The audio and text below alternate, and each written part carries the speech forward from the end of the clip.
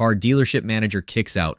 Mark Zuckerberg then discovers he's the new owner. What happens next is priceless. Before we continue this story, let us know where you're watching from. If you enjoy stories like this, subscribe to the channel because tomorrow we have another special story for you. The showroom was buzzing with an air of exclusivity, a pristine haven of luxury cars gleaming under the bright lights. Mark Zuckerberg, dressed simply in a gray hoodie and jeans, strolled into the dealership, scanning the lineup of sleek vehicles with a calm demeanor. The moment he stepped in, a sharp-eyed manager noticed him, her gaze narrowing. "This isn't a place for window shoppers," she muttered under her breath, loud enough for her staff to hear. Without hesitation, she marched over, her heels clicking against the marble floor, and blocked his path. "Can I help you?" she asked, her tone laced with sarcasm, though it was clear she had no intention of offering assistance. Mark smiled politely and gestured toward one of the most expensive cars in the lot, but before he could even get a word out, the manager cut him off. "That's not for you. We don't entertain browsers here, especially those who look like they can't afford a keychain, let alone a car." Her words hung in the air, sharp and humiliating, drawing the attention of two security guards who stood nearby. They exchanged glances but didn't intervene, unsure of the situation. Mark didn't react the way she expected. There was no anger, no defensive comeback. He simply looked at her, his expression unreadable, and asked softly, "Are you sure about that?" The manager let out a cold laugh, waving her hand dismissively. "Sir, I suggest you leave before I have security escort you out." By now, a few curious customers were starting to notice the commotion, their gazes flitting between Mark and the manager. Yet, none of them recognized him. No one realized who they were witnessing. And as Mark stood there, his calm composure only seemed to irk the manager further. She gestured to the guards, signaling for them to move closer. But behind her confident exterior, there was a flicker of doubt. Just what was he so calm about? The tension in the room grew as the security guards approached, their presence adding weight to the manager's authority. Mark didn't move. His calmness was unsettling, and the customers who had been quietly watching began whispering amongst themselves. The manager, emboldened by the guard's proximity, pointed a manicured finger at Mark and raised her voice. "I told you to leave. People like you don't belong in a place like this." Mark tilted his head slightly, studying her as though he was assessing a puzzle. "People like me?" he asked, his voice calm, but carrying a subtle edge. His question seemed to catch her off guard for a moment, but she quickly recovered, smirking. "Yes, people like you, clearly out of your league. This is a dealership for serious buyers, not dreamers." One of the guards shifted uneasily. He seemed to sense that something was off, but didn't dare speak. The manager continued, her words dripping with condescension. "Do you have any idea how much these cars cost? Or should I print out a price list so you can laugh at the thought of affording one?" Mark smiled faintly, his patience unnerving her even further. "No need," he replied, taking a step forward. The subtle confidence in his step made her falter for just a second, but she quickly masked it with another scoff. "That's it," she snapped. "Security, escort him out." The guards exchanged uncertain glances but began moving toward Mark. But before they could reach him, Mark calmly reached into his pocket and pulled out his phone. He tapped a few times on the screen and then held it up for the manager to see. Her smug expression froze instantly. On the screen was an official email with the dealership's logo at the top, addressed to Mark Zuckerberg. The subject line read, "Ownership transfer finalized." Her eyes widened as the words sank in, and her confident demeanor shattered like glass. She looked from the screen to Mark, realization dawning on her face.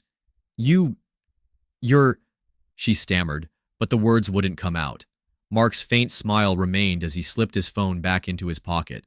The guards froze in place, unsure what to do, and the murmurs among the onlookers grew louder.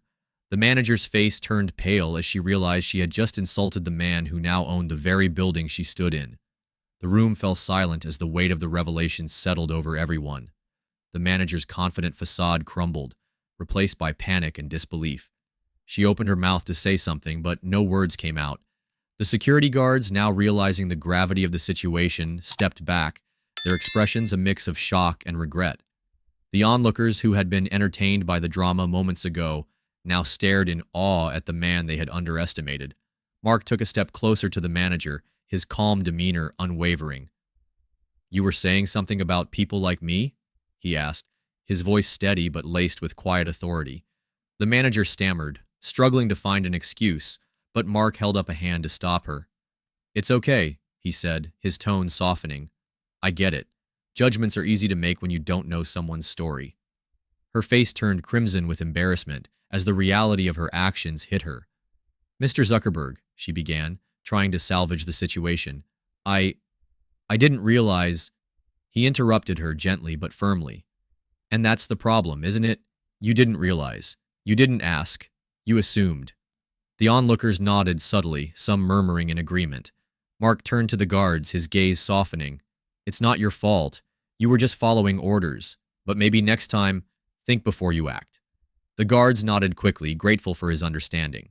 Mark then turned back to the manager, who looked as though she wanted to disappear.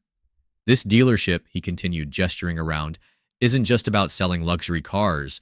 It's about offering a premium experience, treating everyone with respect, and making them feel valued, whether they're here to buy or just to look. The manager hung her head, realizing how far she had strayed from those values. The crowd watched in silence, captivated by Mark's words and the way he handled the situation with grace and dignity. It was clear now that he wasn't just a man with wealth. He was a man with character.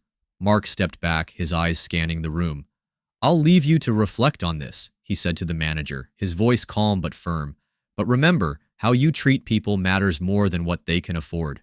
The manager stood frozen, her face a mix of shame and disbelief, as Mark turned away and began walking toward one of the luxury cars. The murmurs in the room grew louder, the realization spreading like wildfire among the onlookers. Some had pulled out their phones, discreetly recording the scene. The security guards remained rooted to their spots, exchanging uncomfortable glances. The air was thick with tension, but also with admiration for how Mark had handled the situation. As Mark reached the car he had been eyeing earlier, a sleek, custom Rolls-Royce, he ran his hand along its polished surface. You know, he said, turning back toward the manager, I wasn't planning to make a scene today. I was just here to check on how things were running.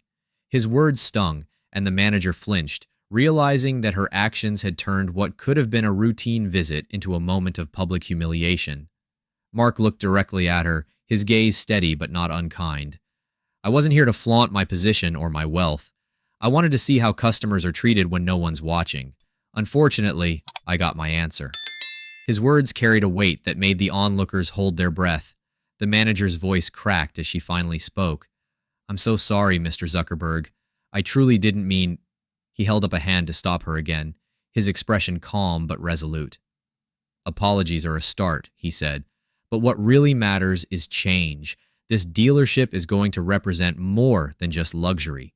It's going to stand for respect, inclusivity, and excellence. And that starts with how every person who walks through those doors is treated, regardless of how they look. The room erupted in quiet applause. Even the guards couldn't help but nod in agreement.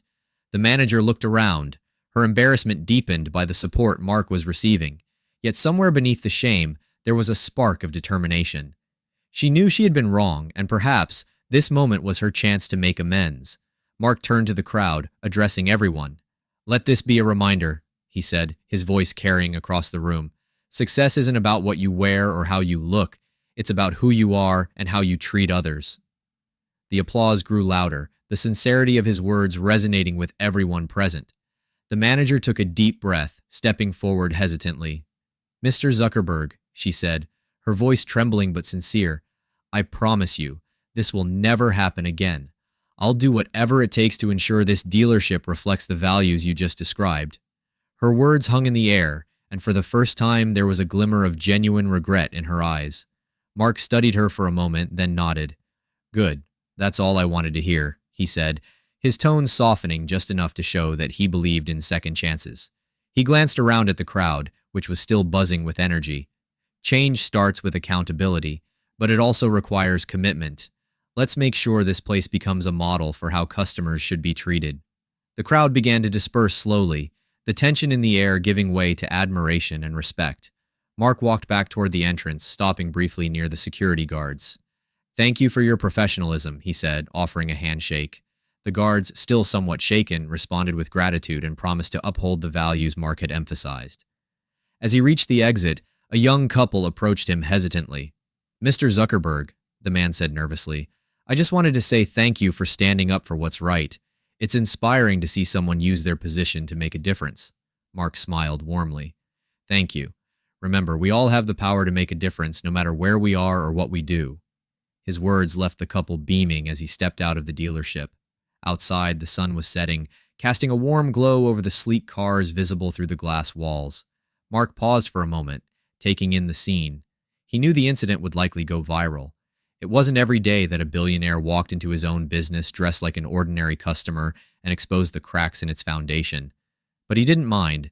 If the story inspired even one person to think differently about how they treat others, it would be worth it.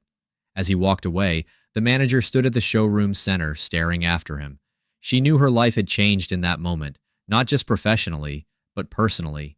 She vowed to rebuild her reputation, one respectful interaction at a time. If you enjoyed this emotional and powerful story, don't forget to hit the like button, share your thoughts in the comments, and subscribe to our channel for more inspiring stories like this. Turn on the notification bell so you never miss an update. Thank you for watching, and remember, respect and kindness go a long way.